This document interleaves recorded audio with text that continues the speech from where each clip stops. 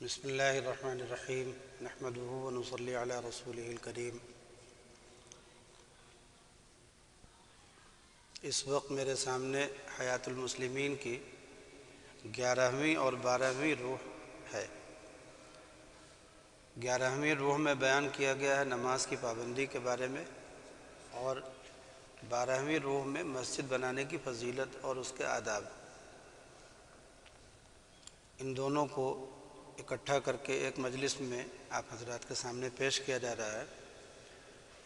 نمازوں کے بارے میں قرآن پاک میں بکثرت تاکید آئی ہے اور اس کا بیان آیا ہے، حدیثوں میں اس کا بیان آیا ہے۔ حقیقت یہ ہے کہ دین میں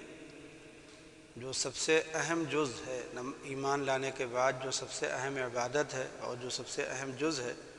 دین کا اور سب سے اہم رکن ہے، وہ نماز ہے۔ اللہ تعالیٰ نے قرآن پاک میں فرمایا کہ وہ لوگ جو نماز کو ٹھیک ٹھیک ادا کرتے ہیں، یہ نیک لوگوں کی صفات میں بیان ہوا۔ اس میں ٹھیک ٹھیک سے مراد اچھی طرح نماز پڑھنا اور وقت پر پڑھنا اور ہمیشہ پڑھنا سب آ گیا۔ اور چوتھے پارے میں ہے اور پہلے ہی پارے میں ہے، اور نماز کو ٹھیک ٹھیک ادا کرو، اقیموا الصلاۃ۔ ایسے الفاظ سے نماز کا حکم قرآن مجید میں بہت کثرت سے جا بجا آیا ہے۔ ایسے ہی ایک دوسرے پارے میں ہے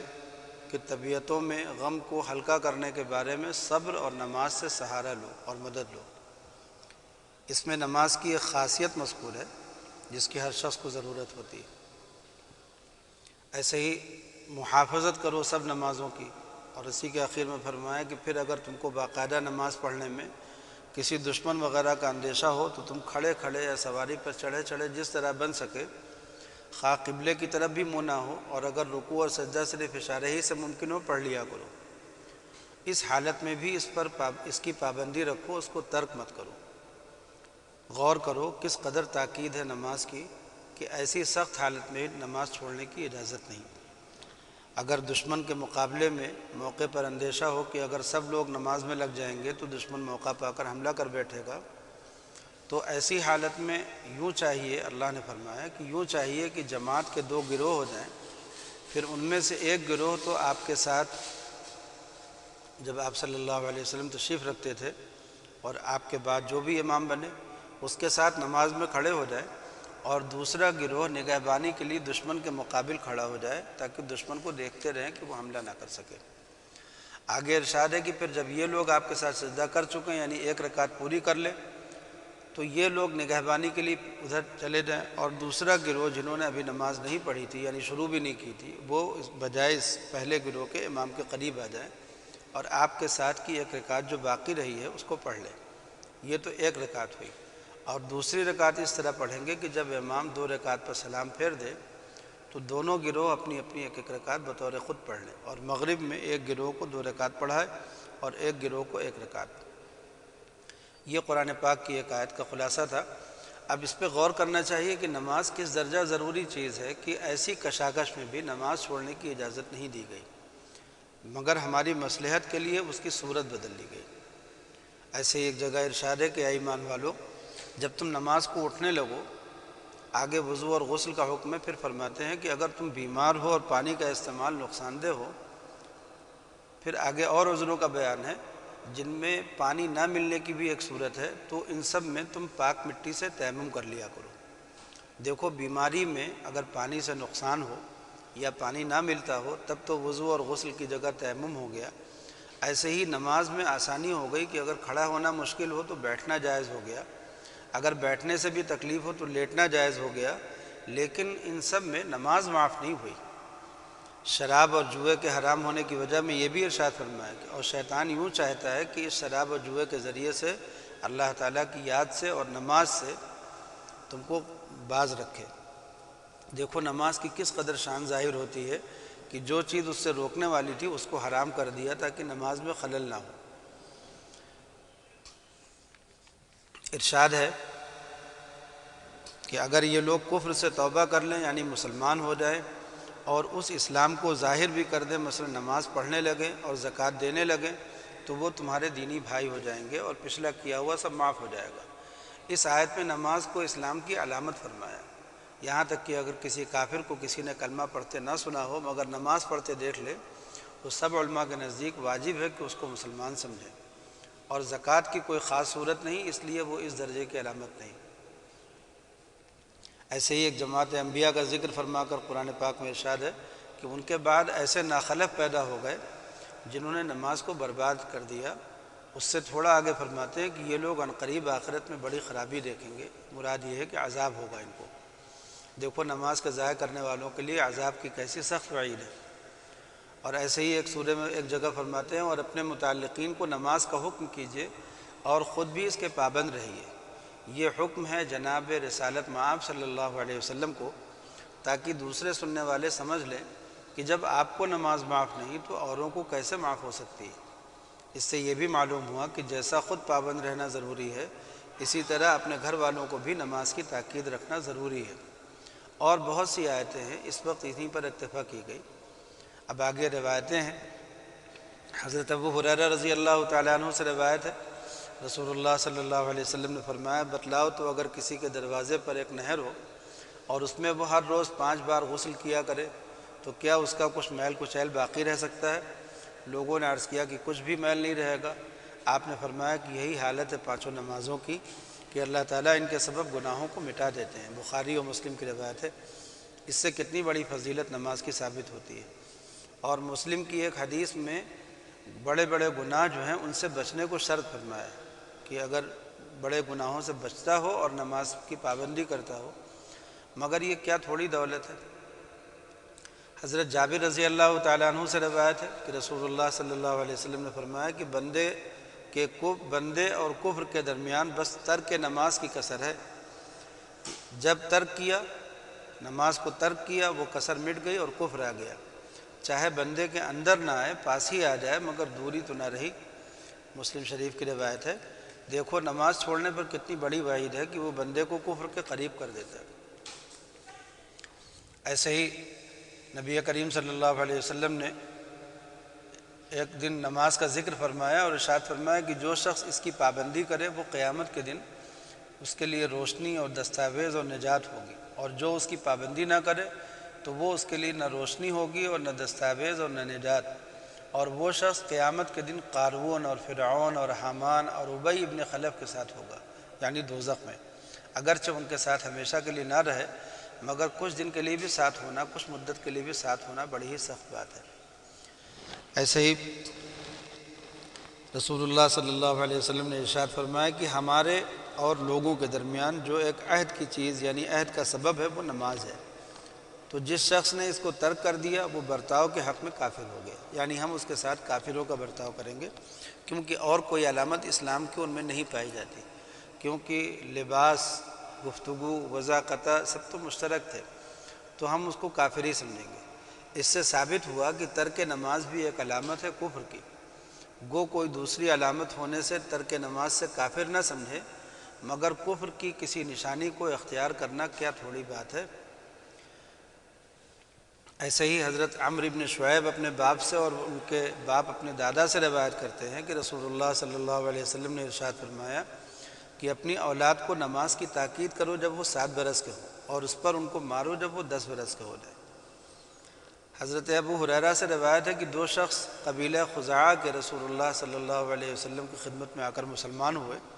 ان میں ایک شہید ہو گیا اور دوسرا 1 برس کے بعد طبعی موت مر گیا۔ طلحہ بن عبید اللہ کہتے ہیں کہ میں نے بعد میں مرنے والے کو خواب میں دیکھا کہ اس شہید سے پہلے جنت میں داخل کیا گیا، مجھ کو بہت تعجب ہوا۔ صبح کو میں نے اس کا رسول اللہ صلی اللہ علیہ وسلم سے ذکر کیا، رسول اللہ صلی اللہ علیہ وسلم نے فرمایا کہ کیا اس مرنے والے نے اس شہید کے بعد رمضان کے روزے نہیں رکھے اور 1 سال تک ہزاروں رکعتیں نہیں پڑھی؟ اگر صرف فرض، واجب، سنت و مؤکدہ ہی لی جائیں تو 10,000 رکعتوں کے قریب ہوتی ہیں 1 سال میں۔ تو آپ نے فرمایا کہ وہ شہید جو تھا 1 سال پہلے مرا، 1 سال پہلے شہید ہوا، اور یہ 1 سال کے بعد زندہ رہ کر کے اس نے 10,000 رکعتیں تقریباً نماز پڑھی، رمضان کے روزے رکھے۔ ایسے ہی ایک روایت میں اتنا اور ہے کہ حضور اقدس صلی اللہ علیہ وسلم نے فرمایا کہ ان دونوں کے درجوں میں اتنا فرق ہے کہ آسمان و زمین کے فاصلے سے بھی زیادہ ہے، اور ظاہر ہے کہ زیادہ دخل اس فضیلت میں نمازی کو ہے۔ چنانچہ حضور صلی اللہ علیہ وسلم نے اسی کی کثرت کا بیان بھی فرمایا۔ تو نماز ایسی چیز ٹھہری کہ اس کی بدولت شہید سے بھی بڑا رتبہ مل جاتا ہے۔ ایسے ہی آپ صلی اللہ علیہ وسلم نے ارشاد فرمایا کہ جنت کی کنجی نماز ہے۔ نماز کا نام ہی صاف بتلا رہا ہے کہ وہ سب عبادات سے بڑھ کر جنت میں لے جانے والی ہے۔ نبی کریم صلی اللہ علیہ وسلم نے ارشاد فرمایا کہ سب سے پہلے جس چیز کا بندے سے قیامت میں حساب ہوگا وہ نماز ہے۔ اگر وہ ٹھیک اتری تو اس کے سارے عمل ٹھیک اتریں گے، اور اگر وہ خراب نکلی تو اس کے سارے عمل خراب نکلیں گے۔ معلوم ہوتا ہے کہ نماز کی برکت سب عبادات میں اثر کرتی ہے، اس سے بڑھ کر کیا دلیل ہوگی بڑا عمل ہونے کی۔ ایسے ہی آپ صلی اللہ علیہ وسلم نے ایک حدیث میں یہ بھی بیان فرمایا کہ جس کے پاس نماز نہیں، یعنی نماز نہ پڑھتا ہو، اس کے پاس دین نہیں۔ نماز کو دین سے وہ نسبت ہے جیسے سر کو دھڑ سے نسبت ہے، کہ سر نہ ہو تو وہ دھڑ مردہ ہے، اسی طرح نماز نہ ہو تو تمام اعمال بے جان ہیں۔ جس چیز پر دین کا اتنا بڑا مدار ہو، اس کو چھوڑ کر کسی نیک عمل کو کافی سمجھنا کتنی بڑی غلطی ہے۔ اس میں آج کل ہم لوگ بہت مبتلا ہوتے جا رہے ہیں کہ کچھ لوگ ظاہری اخلاق، ظاہری معاملات اپنے دکھا کر کے لوگوں کو دکھلاتے ہیں کہ دیکھو اصل زندگی گزارنے کا طریقہ یہ ہے، اور ان کی زندگی میں نماز نہیں ہوتی، تو اندازہ کر لینا چاہیے کہ نماز کے بغیر ان کے جتنے بھی اعمال ہیں، جو بھی اخلاق ہے، جو بھی معاشرت ہے، جو بھی برتاؤ ہے، اگر نماز نہیں ہے اس کے ساتھ تو پھر وہ بے سر کا دھڑ ہے، یعنی ایک ایسا جسم ہے جس کے اندر سر نہیں ہے، اور جب سر ہی نہیں ہے تو پھر پورا جسم ہی نہیں ہے۔ تو اس لیے نماز کو پہلی بنیاد سمجھنا چاہیے تمام لوگوں کے لیے، ہر مسلمان کے لیے۔ حضرت حنظلہ کاتب سے روایت ہے کہ میں نے رسول اللہ صلی اللہ علیہ وسلم سے سنا کہ آپ فرماتے تھے جو شخص 5 نماز کی محافظت کرے، یعنی ان کے رکوع کی بھی، ان کے سجدے کی بھی، اور ان کے وقتوں کی بھی، یعنی ان میں کوتاہی نہ کرے، اور اس کا اعتقاد رکھے کہ سب نمازیں اللہ کی طرف سے حق ہے، تو وہ جنت میں داخل ہوگا۔ یا یہ فرمایا کہ اس کے لیے جنت واجب ہو گئی، یا یہ فرمایا کہ وہ دوزخ پر حرام ہو جائے گا۔ ان سب کا ایک ہی مطلب ہے، اے مسلمانوں، اتنی آیتیں اور حدیثیں سن کر بھی نماز کی پابندی نہیں کرو گے تو تم ہی سوچو تمہارا کیا حشر ہوگا۔ اب اس کے بعد جو دوسری روح تھی اس کی، یعنی 12ویں روح، مسجد بنانے کی فضیلت، اختصار کے ساتھ اس کو بھی بیان کیا جاتا ہے، اس لیے کہ نماز کو قائم کرنے کے لیے اللہ نے مسجدوں کے بنانے کا حکم دیا۔ اب اس میں مسجد بنانے میں مدد کرنا مال سے یا جان سے، اور اس کے لیے زمین دینا، اس کی ٹوٹی پھوٹی کی مرمت کرنا، اس کے حقوق ادا کرنا، اور ان حقوق میں یہ سب باتیں آ گئی، یعنی اس میں نماز پڑھنا، خاص کر جماعت کے ساتھ، اس کو صاف رکھنا، اس کا ادب کرنا، اس کی خدمت کرنا، وہاں کثرت سے حاضر رہنا۔ اس کے متعلق کچھ آیتیں اور حدیثیں بیان کی جا رہی ہیں۔ آیتوں میں تو اللہ تعالیٰ نے فرمایا کہ اور اس شخص سے زیادہ ظالم کون ہوگا جو اللہ کی مسجدوں میں اس کا ذکر اور عبادت کیے جانے سے رکاوٹ پیدا کرے اور مسجدوں کے ویران ہونے کی کوشش کرے۔ اور ایک جگہ فرماتے ہیں کہ اللہ کی مسجدوں کو حقیقتاً آباد کرنا ان لوگوں کا کام ہے جو اللہ پر اور قیامت کے دن پر ایمان رکھتے ہوں، اور نماز کی پابندی کرتے ہوں، اور زکوٰۃ دیتے ہوں، اور سوائے اللہ کے کسی سے نہ ڈرتے ہوں۔ سو ایسے لوگوں کے لیے توقع یعنی وعدہ ہے کہ اپنے مقصود یعنی جنت و نجات تک پہنچ جائیں گے۔ اس آیت میں مسجد کے آباد کرنے والوں کے لیے خوشخبری ہے ایمان کی اور جنت کی۔ چنانچہ حضرت ابو سعید خدری سے روایت ہے کہ رسول اللہ صلی اللہ علیہ وسلم نے فرمایا کہ جب تم لوگ کسی شخص کو دیکھو کہ مسجد کا خیال رکھتا ہے، اس میں اس کی خدمت کا خیال اور وہاں حاضر باشی کا خیال سب آ گیا، تو تم لوگ اس کے ایمان کی گواہی دے دو، کیونکہ اللہ تعالیٰ نے یہ بیان فرمایا قرآن پاک میں، جس کا بھی ترجمہ سنایا گیا۔ ایسے ہی ایک آیت میں ہے کہ وہ اہل ہدایت ایسے گھروں میں جا کر عبادت کرتے ہیں جن کی نسبت اللہ تعالیٰ نے حکم دیا ہے کہ ان کا ادب کیا جائے اور ان میں اللہ کا نام لیا جائے۔ مراد ان گھروں سے مسجدیں ہیں، اور ان کا ادب وہ ہے جو آگے حدیثوں میں آ رہا۔ حضرت عثمان سے روایت ہے کہ رسول اللہ صلی اللہ علیہ وسلم نے ارشاد فرمایا کہ جو شخص کوئی مسجد بنائے اس سے مقصود اللہ تعالیٰ کو خوش کرنا ہو اور کوئی بری غرض نہ ہو، اللہ تعالیٰ اس کے لیے اسی کے مثل اس کا گھر جنت میں بنا دیں گے۔ اس حدیث سے نیت کی درستگی کی تاکید بھی معلوم ہوئی کہ مسجد بنانے میں دکھاوا نہ ہو، نیت کی درستگی ہو، اور اگر نئی مسجد نہ بنائے بلکہ بنی ہوئی کی مرمت کر دے، اس کا ثواب بھی اس سے معلوم ہوا، کیونکہ حضرت عثمان نے مسجد نبوی کی مرمت کر کے یہ حدیث بیان کی تھی، اور دوسری حدیثوں سے بھی اس کا ثبوت ہوتا ہے۔ چنانچہ جابر بن عبداللہ سے روایت ہے کہ جو شخص کوئی مسجد بنائے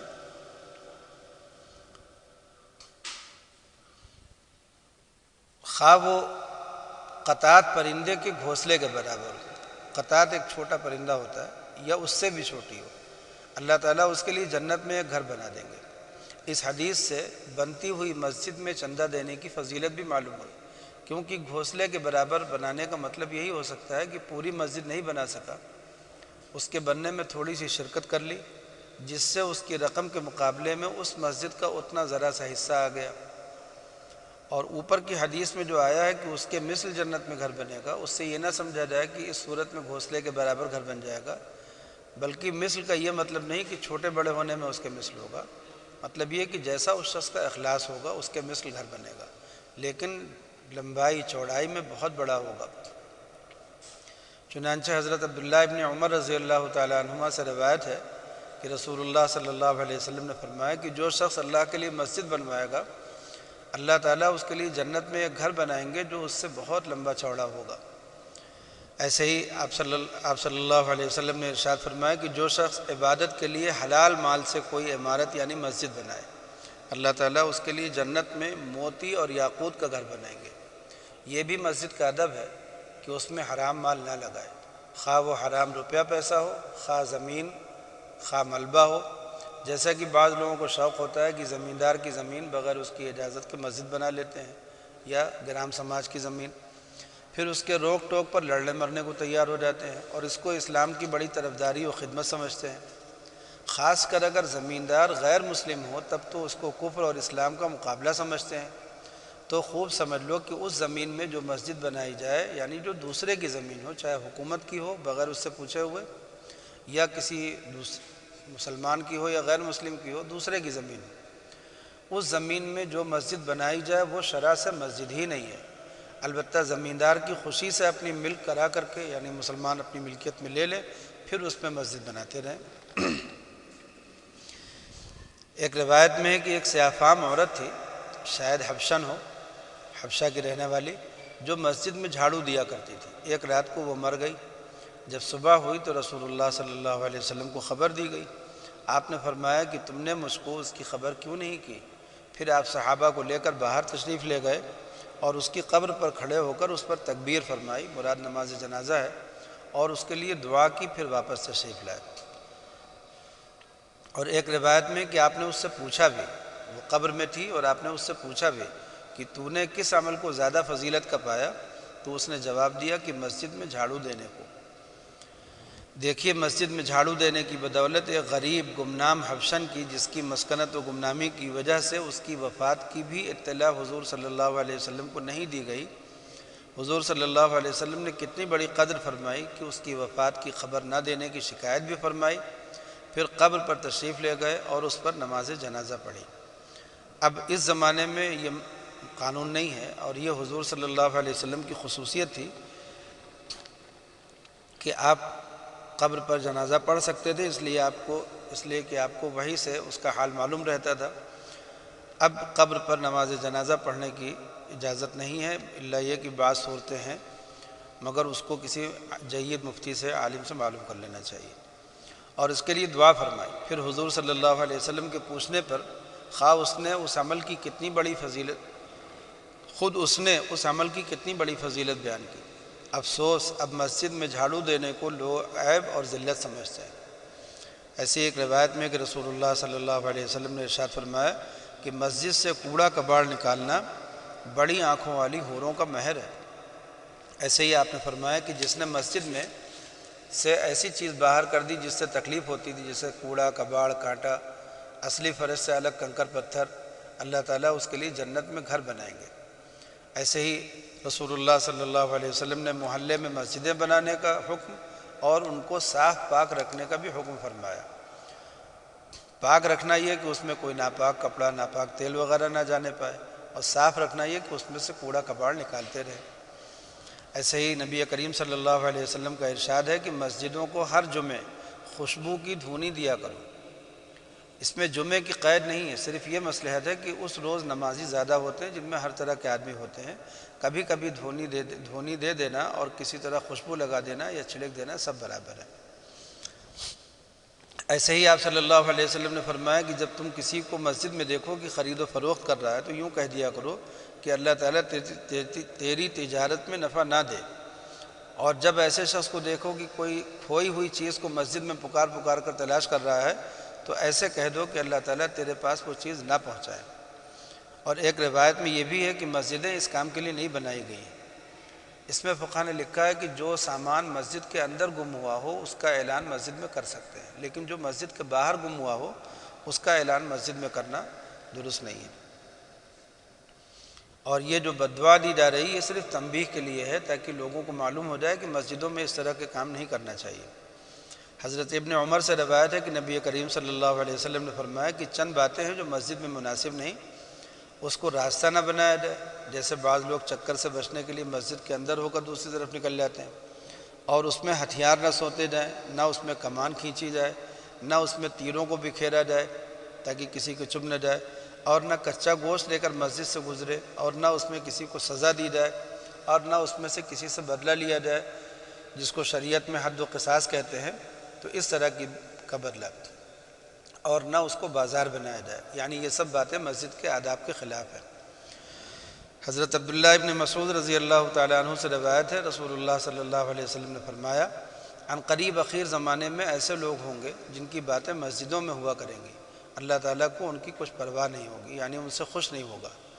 مطلب یہ ہے کہ دنیا کی باتیں کرنا بھی مسجد کی بے ادبی ہے۔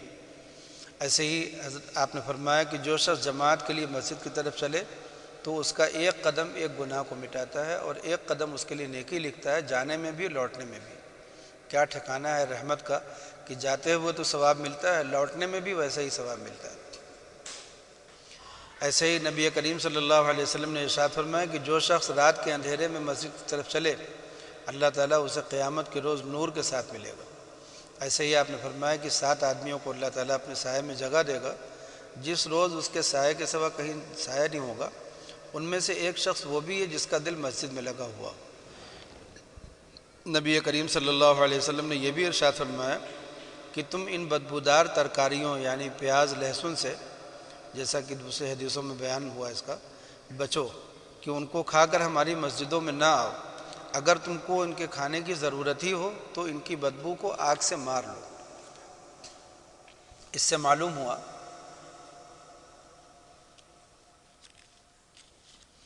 کہ مسجدوں کے اندر کوئی بدبودار چیز لے کر کے آنا یا بیڑی سگریٹ وغیرہ جیسے چیزیں جن سے منہ میں بدبو پیدا ہو جاتی ہے ایسی حالت میں آنا، یا کوئی ایسی بیماری اپنے ساتھ لگا کر کے آنا جس سے دوسرے لوگوں کو اذیت ہو، ان سب چیزوں سے اپنے مسجدوں کو بچانا چاہیے۔ مسجد جس طرح نماز کے لیے ہے ایسے ہی علم دین سیکھنے کے لیے بھی ہے، سو مسجد میں ایسے شخص کو رہنا چاہیے جو دین کی باتیں بتلایا کرے۔ اب دستور العمل جو ان سب آیات اور احادیث سے ثابت ہوا وہ یہ ہے کہ ہر بڑی چھوٹی بستی میں وہاں کی ضرورت کے موافق مسجد بنانی چاہیے۔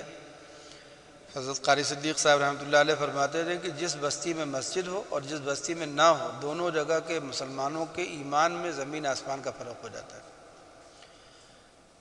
ایک دوسری بات یہ کہ وہ مسجد حلال مال سے ہو اور حلال زمین میں ہو۔ تیسری بات یہ کہ مسجد کا ادب کرے، یعنی اس کو پاک صاف رکھے، اس میں جھاڑو دیا کرے، اس کی ضروری خدمت کا خیال رکھے، بدبودار چیز جیسے تمباکو وغیرہ کھا کر یا لے کر یا پی کر اس میں نہ جائے، وہاں دنیا کا کوئی کام یا بات نہ کرے۔ نمبر 4، مسجدوں کو نماز مردوں کو نماز مسجد میں پڑھنی چاہیے اور بغیر عذر کے جماعت نہیں چھوڑنی چاہیے۔ مسجد میں اور جماعت سے نماز پڑھنے میں یہ بھی فائدہ ہے کہ آپس میں تعلق بڑھے، ایک کو دوسرے کا حال معلوم رہے۔ مالک کی حدیث سے بھی اس کا ثبوت ہوتا ہے۔ چنانچہ ایک بار حضرت عمر بازار تشریف لے گئے اور سلیمان کا مکان مسجد اور بازار کے درمیان تھا، تو سلیمان کی ماں سے پوچھا، میں نے سلیمان کو صبح کی نماز میں نہیں دیکھا۔ اس حدیث کے ذیل میں علماء نے یہ فائدہ بھی ذکر کیا ہے، مسجد میں ایسے شخص کو رکھیں کہ وہ بستی والوں کو مسئلے مسائل بھی بتلاتا رہے، جب فرصت ملا کرے مسجد میں جا کر بیٹھ جایا کرے، مگر وہاں جا کر دین کے کاموں میں یا دین کی باتوں میں لگا رہے۔ اگر سب آدمی اس کی پابندی رکھیں تو علاوہ ثواب کے جماعت کو بھی قوت پہنچے، یعنی مسلمانوں کی جو اجتماعی قوت ہے اس کو بھی طاقت ملے۔ حدیثوں میں صاف آیا ہے کہ عورتوں کے لیے گھروں میں نماز پڑھنے کا ثواب مسجدوں میں پڑھنے سے زیادہ ہے۔ خلاصہ یہ ہے کہ ہم تمام مسلمانوں کو، مردوں کو اور عورتوں کو، جوانوں کو جن کے اوپر بھی نماز فرض ہے، اور بچوں کو بھی جو 7 سال کے ہو چکے ہیں ان کو بھی نماز کی تاکید ہے، اور 10 سال کے ہو جائے تو سختی بھی ہے۔ ہم سب لوگوں کو مل کر کے نماز کی پابندی کا اہتمام کرنا چاہیے۔ نماز ایک ایسی عبادت ہے کہ اس عبادت کے کرنے سے انسان کو صحت بھی ملتی ہے، قوت بھی ملتی ہے، پاکی بھی رہتی ہے، صفائی بھی رہتی ہے، اور اس کے رہنے سے اجتماعیت بھی پیدا ہوتی ہے، اور جو اللہ تعالیٰ کی خوشنودی اور رضا اور جنت اور ثواب وغیرہ ہے یہ سب تو مستقل ہے ہی، جس کا پورا بیان ہوا۔ اللہ تعالیٰ ہم سب لوگوں کو نمازوں کی پابندی کرنے کی توفیق عطا فرمائے، اور ہر بستی میں، ہر محلے میں، ہر آبادی میں مسجدیں بنانے کی توفیق عطا فرمائے۔ خاص طور پر شاہراہوں پر جو 4 لین اور 2 لین اس طرح کی جو شاہراہیں بنتی ہیں، ان شاہراہوں پر بھی مسلمانوں کو کوشش کرنا چاہیے کہ جگہ جگہ مسجدیں بنا دیں تاکہ گزرنے والوں کو نماز پڑھنے کی سہولت ہو۔ اللہ تعالیٰ توفیق دے۔ وآخر دعوانا ان الحمد للہ رب العالمین۔